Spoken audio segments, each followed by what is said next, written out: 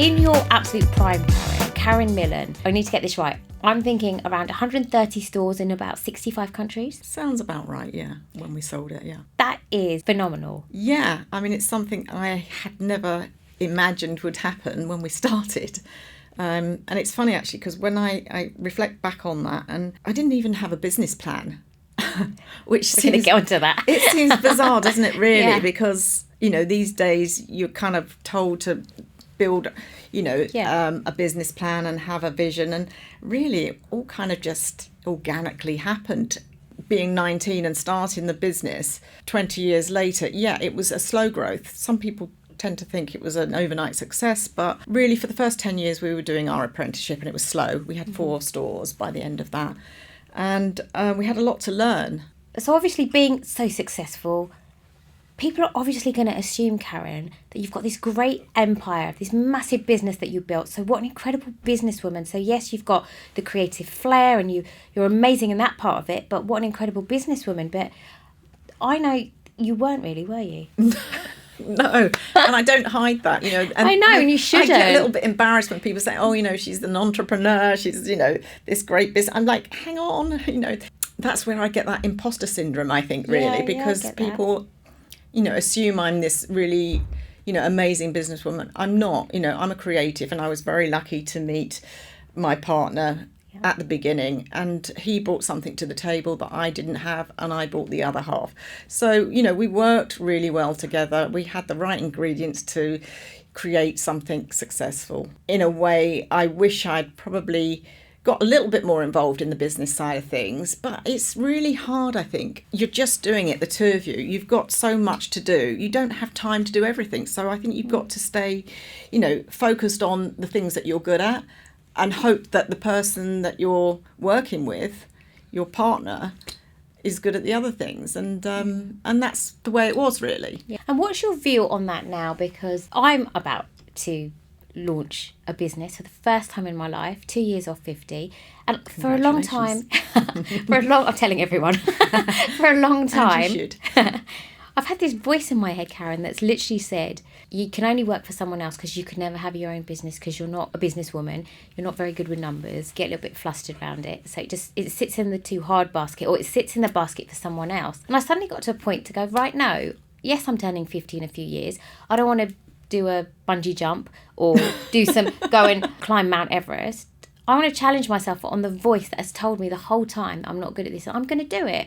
So it's never too late either, is it? Yeah, any age. And I think now particularly, and I keep telling myself this at the age of 63, that it's never too late. And I think, there's so much of a move towards longevity anyway, and we are sort of living longer and better lives, hopefully, and will do so because there's, a lot more going into that. Yeah. So I have to keep telling myself, look, come on, that there's more you can do and it's not too late. There's a lot of women as well, Karen, who depend often on their significant other, their husband, to actually take care of the finances or just be in charge of that part of it.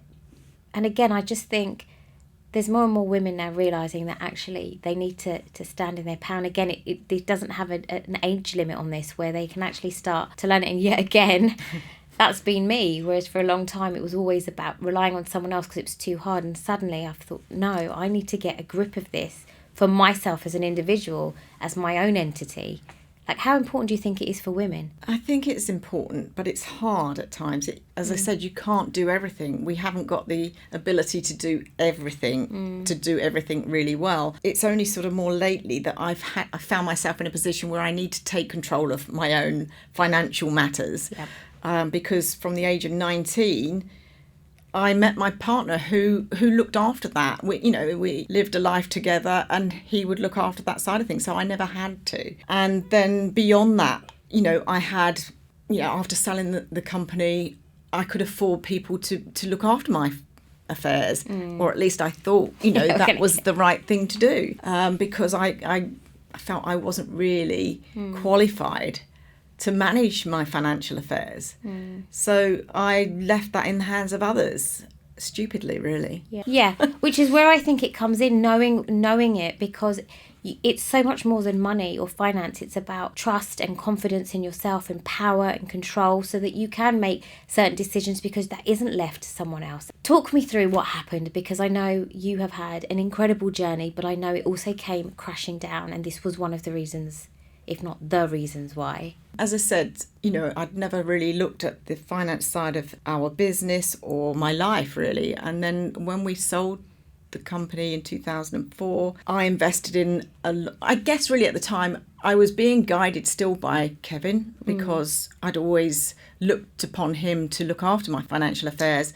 We had 3 children together, and I think he wanted to make sure that I wasn't going to, invest in things that, would lose my wealth. So you sold the business, it was sold in 2 parts, but in 2004 it was sold in excess of 100 million. Yeah. So you'd made that sale, and then this is the part we're getting onto now. So for the first few years, I enjoyed my wealth and did all the things that people would only dream of, probably. Even so, I didn't really enjoy those first years anyway, because I was still struggling with the fact that I'd gone through the separation.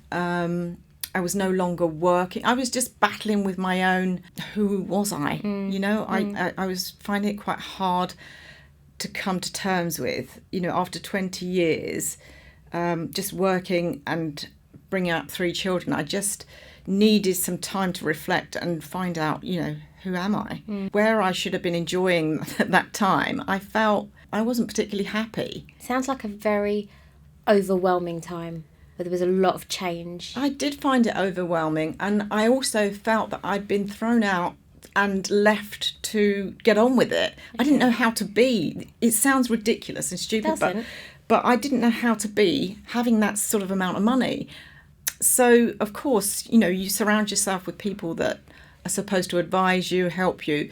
And the person that I trusted most probably would have been Kevin, because I'd trusted him for 20 years and had no reason not to, because I knew he was only looking after my best interests, as he was his. So things that happened and went wrong for him too. But we probably got too involved with a certain sort of people that didn't have our best interests at heart. And in turn, I ended up being advised to do something, so offset some tax that we'd got from our first sale of the company, deferred it into an offshore trust, which was to be paid later on.